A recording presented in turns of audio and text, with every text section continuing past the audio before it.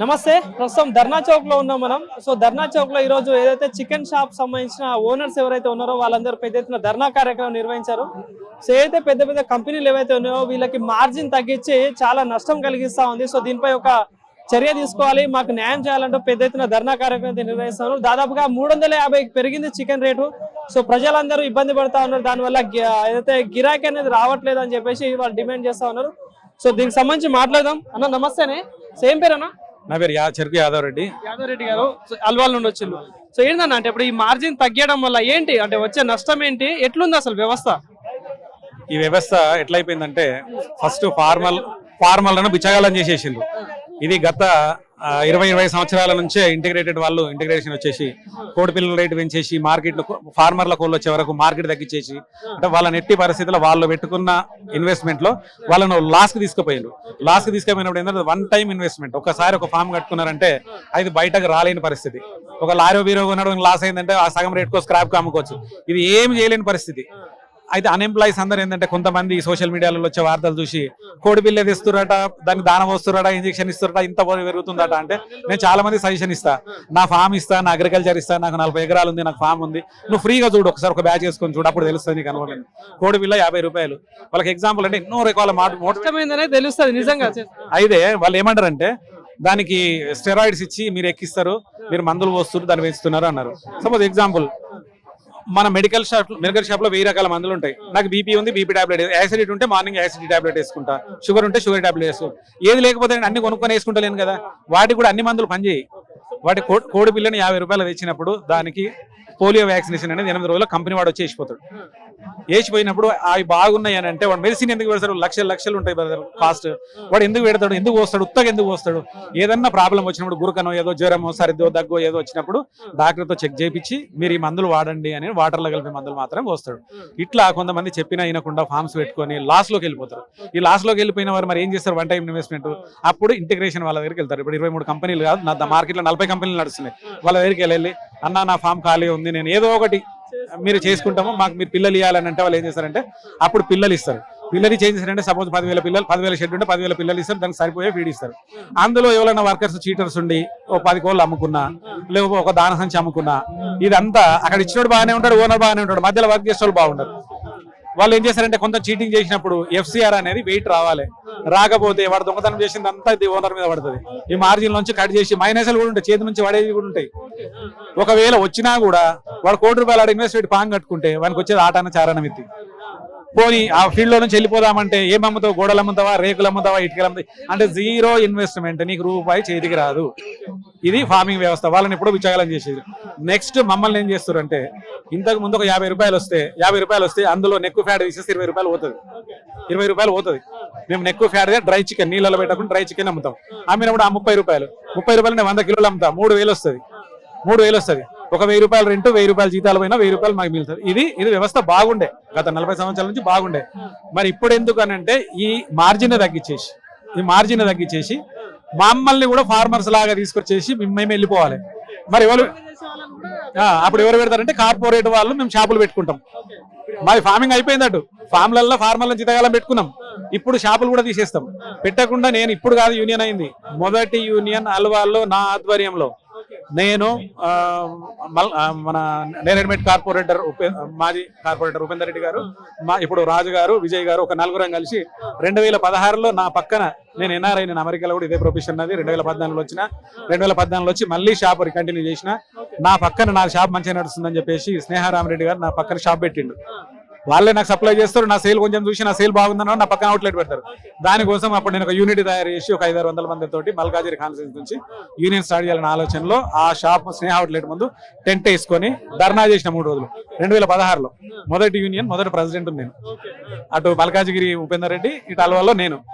మేము మంచి అంటే మీన్స్ ఒక పేపర్ రాసుకున్నాం. ఏమని? ఎవరు వచ్చినా సపో చేస్తారు, ఆవేశం మీద వస్తారు, షాప్ పెట్టుకుంటారు.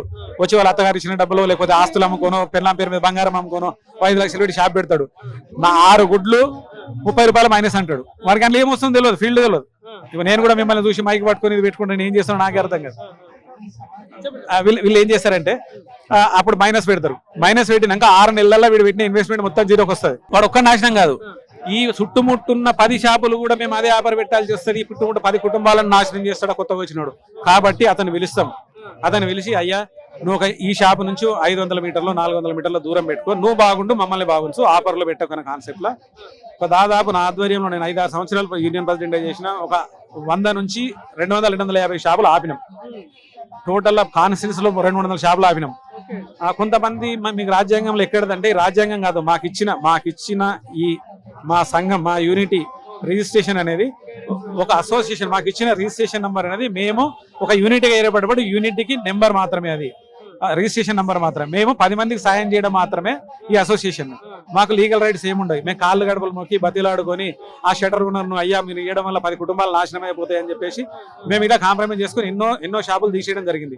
ఆ తీసేసిన షాపులు కూడా అప్పటి వరకు 50,000 లక్షలు పెడితే ఆ చుట్టుపక్కల ఉన్న వారికి ఎవరైతే నష్టం జరుగుతుందో వాళ్ళకి నష్టపరిహారం కూడా ఇచ్చి షాపులు ముగించడం జరిగింది. ఆ వచ్చే వాళ్ళని కాపాడడం జరిగింది, పాత వాళ్ళని కూడా కాపాడడం జరిగింది. ఇలా నడుస్తుంటే అరే వీళ్ళు పోయేటట్లేరు అని చెప్పేసి మాకు వచ్చే మార్జిన్ 3-4 నెలల నుంచి మొత్తాన్ని తగ్గించేసి మొత్తానికి దాదాపుగా రేట్లు కూడా బాగా పెరిగినాయి అన్న. అంటే ఇందాక మాట్లాడుతుంటే విన్నా, అంటే ఏవైతే కార్పొరేట్ కంపెనీస్ ఏవైతేనో వాటి మెయిన్ మోటో ఏంటంటే ఈ చిన్న షాపులని పోవాలి వ్యవస్థ, వాళ్ళ వ్యవస్థ రావాలనే ప్లాన్ నడుస్తుందా అంటే ఏం చెప్తారు? ఈ మార్జిన్ ఈ రేట్లు పెంచడం అనేది వాళ్ళ లాభాల కోసం పెంచుకున్నది. ఇంత రేటు పెరగది సడన్ గా మేము ధర్నా చేస్తామని ఇంత రేటు 3 రోజులలో పెరగదు. ఎక్కడి నుంచి వచ్చింది? రోజు హీట్ పెరుగుతుంది అంటే ప్రొడక్షన్ తగ్గిపోతుంది, మొటాలిటీ అవుతుంది. ప్రొడక్షన్ ఎక్కడి నుంచో ఊసిపడలేదు, బయట స్టేట్ల నుంచి సప్లై లేదు. మన స్టేట్ లోనే తెలంగాణలో పౌల్ట్రీ అండ్ ఎగ్స్ సప్లై ఇండియాలో నంబర్ 1 తెలంగాణనే ఉంది. మనమే ఎక్కువ తయారు చేసుకుంటున్నాం. కాబట్టి ఇది ఎక్కడి నుంచి వచ్చేది కాదు. ఇది మా ధర్నాకు భయపడి వాళ్ళు ఆటోమేటిక్ తగ్గించారు. అంటే ప్రజల మద్దతు వీళ్ళకు ఉండొద్దు అని. ప్రజల మద్దతు 100% ప్రజల మద్దతు మాకుంది. ఎందుకంటే వీళ్ళు ఎందుకు 3 రోజుల కింద 400 అమ్మి 250 కింద తీసుకొచ్చారు అనేది ప్రజలు ఆలోచన చేస్తారు. ఇది మా ధర్నాలకు భయపడి చేసి నార్మల్ చికెన్ షాప్లకి ప్రజలకి ఒక మంచి బాండ్ అనేది ఉంటది కదా అన్న. ప్రజలకు బాండింగ్ ఉంటుంది. ఎందుకంటే అమ్మేది వాళ్ళు ఎవరు తయారు చేసినా, ఎన్ని కంపెనీలు తయారు చేసినా, ఇది ఎన్ని కంపెనీలు అంటే ఎంత నాటే జోక్. ఇది అమెరికా నుంచి కెనడాల నుంచి వచ్చే మేజ్ మొక్కజొన్న అమెరికాలో కెనడాలలో 100 చిన్న రైతుకు 40-50 ఎకరాలు ఉంటుంది, పెద్ద రైతుకు 500-600 ఎకరాలు ఉంటుంది. అమెరికా కెనడా నుంచి వచ్చే మొక్కలతోటి మన పౌల్ట్రీ పండుతుంది. అరబ్ కంట్రీస్ నుంచి వచ్చే డీజిల్ పెట్రోల్ తోనే మన వ్యవస్థ నడుస్తుంది. ఏ ఒక్క దేశంలో ఏ చిన్న ప్రాబ్లం అయినా మన వ్యవస్థల మీద పడుతుంది. ఇప్పుడు మొక్కలు ఆగిపోయినాయి, గ్యాస్ ఆగిపోయింది, డీజిల్ గిన్నె ఆగిపోతే పరిస్థితి ఆగమవుతుంది. సరే ఈ రేట్లు పెరగడం అనేది కంపెనీల లాభాల కోసం పెంచిరు, మాకు భయపడి దించిరు. కానీ మా మార్జిన్ పెంచలే. నిన్న ఇవాళ పెంచినట్టు కనపడ్డది. ఇది శాశ్వత పరిష్కారం అనేది కావాలి. కాకపోతే ఇంకోటి స్పెషల్ డిమాండ్ ఇది బ్రదర్. మాది స్పెషల్ డిమాండ్ ఏంటంటే, అయితే నేను రైతు కుటుంబం నుంచి వచ్చిన నేను కూరగాయలు బియ్యము ప్రతిదీ మానవాళికి సంబంధించిందంతే. Farmer is a god. దేవుడు ఎవడంటే రైతు, కనపడే రైతే దేవుడు. ఆ దేవుడు పండించిన పంటకు దేవుడు నిర్ణయించుకునే రేటు వ్యవస్థలో లేదు. ఇదే నేను ప్రాక్టికల్గా అమెరికాలో అగ్రికల్చర్ ఏరియాలో 10 సంవత్సరాలు పెట్రోల్ పంప్ సూపర్ మార్కెట్ నడిపించి వచ్చిన బ్రదర్. ఆడ దేవుడు ఎవడంటే రైతు వచ్చినంటే యూఆర్ ఏ ఫార్మర్. ఈడ రైతుకు విలువ లేదు. ఒక చిన్న ఎలక్ట్రికల్ డిపార్ట్మెంట్ లో మీరు ప్రెస్ అని ఇంకో డిపార్ట్మెంట్ అని మీరు నంబర్ ప్లేట్ల మీద రాసుకొని సొసైటీని భయపెట్టిస్తారు. మీరు సారీ నన్ను క్షమించమని కూడా అడుగుతున్నా. మన దగ్గర నంబర్ ప్లేట్ మీద పేరు ఎవరు రాసుకోరు బ్రదర్? ఫారిన్ లో ఓన్లీ అక్కడ ఎవ్వరు రాసుకోరు, ఓన్లీ ఫార్మర్ మాత్రమే. ఐఆమ్ ఏ ఫార్మర్ కు పెట్రోల్ పంపులలో సపోజ్ ఈ రోజు $3 గ్యాలెన్, ఫార్మర్ కు 50 cents డిస్కౌంట్ ఉంటుంది బ్రదర్ అమెరికాలో. ఫార్మర్ అంటే దేవుడు. ఈడికి పోతే ఏమ్రా ఊరు కూడా ఆవాడు అంటే మా తిండి ఫార్మర్ తిండి తింటారు. పొద్దున్న లేస్తే ఫార్మర్ రైతు పండించే ఏదైతే ఉంటాయి ఐటమ్స్ ప్రతి ఒక్కరికి అవసరం, కానీ వాళ్ళకి వాల్యూ ఉండదు. మనం రోడ్డు మీద బతుకుతున్న బతుకు మన తల్లిదండ్రి కనిపడేస్తే మనని దాస్తుంది ఫార్మర్ విలువ లేని దేశం ఏదైందంటే ప్రాక్టికల్ గా చెప్తున్నా అది ఫార్మర్ వ్యవస్థ. ఎందుకంటే 90% ఫార్మర్స్ ఉన్నారు. ఫార్మర్స్ విలువ లేని దేశం ఏదంటే రైతు. ఇదే ఫారిన్ లో ఫార్మర్ అని నంబర్ బిల్ మీద రాసుకుంటే హోటల్లో డిస్కౌంట్, పెట్రోల్ పంప్ లో డిస్కౌంట్, స్పెషల్ ట్రీట్. ఎట్లుంటదంటే ఇక్కడ కలెక్టర్ కో, చిరంజీవికో, సచిన్ కో ఇచ్చారు. సచిన్ మా దగ్గర మా స్టోర్ మేనేజర్లు ఇద్దరు అమెరికా స్టోర్ మేనేజర్లు. మా దగ్గర సెరీనా విలియమ్స్ సెనేటర్స్ వచ్చి లైన్ కడతారు, లైన్ లో ఉంటారు. మన దగ్గర చిన్న గల్లీ లీడర్ వచ్చినట్టు వారు గన్మెన్లు హంగామా ఉంటది. ఇక్కడ విలువ లేని దేశం ఫార్మర్ ఒక్కరికి విలువ లేదు. ఎందుకు లేదని నేను బాధపడుతున్నా. మేము పండించిన పంట వాళ్ళు పండించిన పంటకు వాళ్ళు ధర నిర్ణయించుకుంటారు. మేము పండించిన పంటకు మాకు ధర నిర్ణయించుకుంటే హక్కు మాకు ఉండాలి. సరే ఈ ప్రభుత్వాలు ఏవైతే ఉన్నాయన్న అంటే ఈ సందర్భంగా ఇప్పుడు రైతే రాజు రైతే వెన్నుముక్క అని చెప్పేసి చాలా గొప్పలు మాట్లాడతాడు సందర్భాలు వచ్చినప్పుడల్లా. కానీ చివరికి రైతుకు కావాల్సిన మద్దతు ధర కావచ్చు, వాళ్ళు పండించే దాని కష్టంకి గుర్తింపు కావచ్చు, అట్లాంటి విషయాలలో వెనకడుగు ఉంటుంది చాలా వరకు. సో ఏం చెప్తారు ఈ వ్యవస్థ గురించి, ఏం చెప్తారు? వ్యవస్థ గురించి రైతు పండించినప్పుడు తను చేసిన ఐటమ్కు, తను పండించిన ఐటమ్కు తను ధర నిర్ణయించుకునే టైం రావాలి. వస్తుంది. ఎట్లా వస్తుంది అంటే అక్కడ తప్పు కూడా నా రైతు సోదరులదే ఉన్నది. ఎందుకున్నదంటే మనకి ఎంత అవసరం, సపోజ్ ఒక మన ఇండియాలో 20 కోట్ల గుడ్లు అవసరం ఉన్నాయి. 20 కోట్ల ఫర్ డే, ఇది ఫ్యాక్ట్, ఇది లెక్క. 20 కోట్ల గుడ్లు అవసరం ఉన్నాయి. 40 కోట్ల ప్రొడక్షన్ తీస్తున్నాడు. 5 రూపాయల గుడ్డు వర్కౌట్ అయితే 3 రూపాయల మార్కెట్లో అమ్ముతున్నాడు. ఒక 2 రూపాయల రైతు అంటే అవసరానికన్నా ఎక్కువ ప్రొడక్షన్ తయారు. సపోజ్ మన ఇంట్లో 4 ఉన్నాం, 1 కేజీ బియ్యం వండుకోవాలి. 2 కేజీల బియ్యం ఉడకబెడితే కిలో బియ్యం మిగులుతాయి. అప్పుడు ఏం చేయాలి? ఆ కిలో బియ్యాన్ని పంచిపెట్టాల్సి వస్తుంది. సేమ్ ఇవాళ రైతు వ్యవస్థ అట్లే ఉంది. ఇవాళ టమాటా ఉంది. ఎప్పుడో 2 సంవత్సరాల కింద 150-200 టమాటా అయినప్పుడు గుమ్మడిదల కాడ ఒక సోదరుడు 1,50 లక్షలు సంపాదించిండని ఒకటే చిన్న సోషల్ మీడియా చేసిన హంగామను ఇవాళ నేను కూడా ఆశకు 4 ఎకరాలు పెట్టి 4 లక్షలు పోయినాయి. నేను ఒక మనిషి ఈ రోజు టమాటా తెంపితే ఒక మనిషి 100 కిలోలు తెంపుతాడు. 500 రూపాయలు కూలీ ఇస్తున్నా. ఈ రోజు 500 రూపాయలు కూలీ అతను తెంపేది 100 కిలోల టమాటా. ఆ 100 కిలో టమాటా నేను ట్రాన్స్పోర్ట్ చేసి 30 రోజులు 90 రోజులు నేను పంట పండించి మార్కెట్ తీసుకపోతే నాకు వస్తున్నాయి 200. అంటే నేను తెంపిన కూలీ కూడా నాకు వస్తలేదు. ఈ వ్యవస్థకు, ఇలాంటి వ్యవస్థ కారణం ఏంటంటే మొదట రైతులే కారణం. అవసరానికి ఎక్కువ ప్రొడక్షన్ తీయడం. ఇప్పుడు మా సమస్యకు వస్తే మీకు మాకు కాంప్రమైజ్ కాకపోతే మీరు ప్రొడక్షన్ తయారు చేస్తారు, మీరు ఓకే, మాకు సంతోషం. మీరు మాకు సప్లై చేయండి. ధరలు మాత్రం పేపర్లలో వేయకండి. మాది 50,000 షాపులు ఉన్నాయి.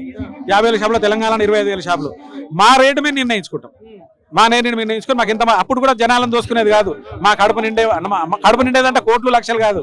మా మార్జిన్ మాకు ఎంత కావాలి? మా అసోసియేషన్ షాపుకి 5 రూపాయలు అంతవరకు రావాలి. ఖచ్చితంగా 1 కిలో అమ్ముతున్నామంటే మాకు ఒక 20 రూపాయలు అద్దె ఖర్చులు 20 రూపాయలు వచ్చేటట్టుంటేనే మేము వ్యవస్థ నడుపుతాము. మా రేటు మేము నిర్ణయిస్తాం. వారం రోజుల కింద వెనుక వారి దగ్గరికి వెళ్తే అతని దగ్గరికి వెళ్ళి మనం ఏదైనా వస్తువు తీసుకపోయి తన దగ్గరికి వెళ్ళినప్పుడు ఎంత వాల్యూ లెస్ ఉంటుందో మాకు వాల్యూ లేకుండా మీరు మాట్లాడొద్దు, మీరేవడా మాట్లాడడానికి అని వెనుక వాళ్ళు మమ్మల్ని నన్ను బెదిరించారు. ఎందుకు బెదిరించారు అంటే వాళ్ళ ఆఫీస్కి మనం పోయినాం. దానికోసమే ఈ ధర్నా. మా సమస్యలు వాళ్ళు ఇన్లే. నీకు అవుట్లెట్ ఉందా అంటే అవుట్లెట్ లేదంటాడు. మరి నీకు షాప్లో అయినప్పుడు నువ్వు ఎట్లా ధర నిర్ణయిస్తావు? నా ప్రొడక్షన్ అంటాడు. నీ ప్రొడక్షన్ ఎట్లయితుంది? మార్కెట్లో ఎంత పర్సెంట్ ఉంది? నీ పర్సెంటేజే లేదు, నీ ఫార్మింగే లేదు, నువ్వు ఎట్లా నిర్ణయిస్తావు? కాబట్టి మాకు ధర నిర్ణయించుకునే హక్కు మాకు కల్పించండి. లేదా మీరు చెప్పండి, మీరే నిర్ణయించండి, కానీ మాకు మార్జిన్ ఇవ్వండి. అంటే ప్రభుత్వాలకు ఏమైనా చెప్పదలుచుకున్నారా ఈ సందర్భంగా? ఇంత సమస్యలు ఫేస్ చేస్తున్నారు కదా, సో దీనిపై ప్రభుత్వాలు ఏమైనా చర్యలు కావచ్చు, ఏదైనా ఒక కట్టడి అనేది చేయాలని ఏమైనా డిమాండ్ చేస్తున్నారు? ధరలను కట్టడి చేయాలి. మెయిన్ ఇంటిగ్రేషన్ వాళ్ళని కట్టడి చేసి రైతులను కాపాడాలి. ఇటు మెయిన్ కన్జ్యూమర్లను అందరం కలిసి కస్టమర్లను దోసుకుంటాం, అది కాదు.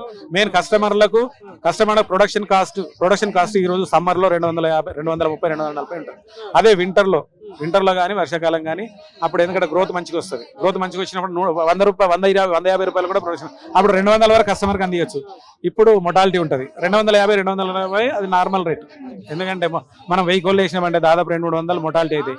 మిగతా 800 కోళ్ళు గ్రోతింగ్ రాదు, పెరిగాయి. కాబట్టి ఈరోజు 200-250 ప్రొడక్షన్ కాస్ట్. కాబట్టి మనం ఎలక్ట్రానిక్ మీడియా ద్వారా కోరేది ఏంటంటే వ్యవస్థ బాగుండాలి. మన ఒక్కని గడిపే నిండాలంటే అది బాగుండదు. వ్యవస్థ అందరం బాగుండాలి. 4 పిల్లర్లు, పౌల్ట్రీ వ్యవస్థ 4 పిల్లర్లు సరే. 4 పిల్లర్లు అని చెప్పేసి 4 పిల్లర్లు ఒకటే దగ్గర పెడితే కాదు.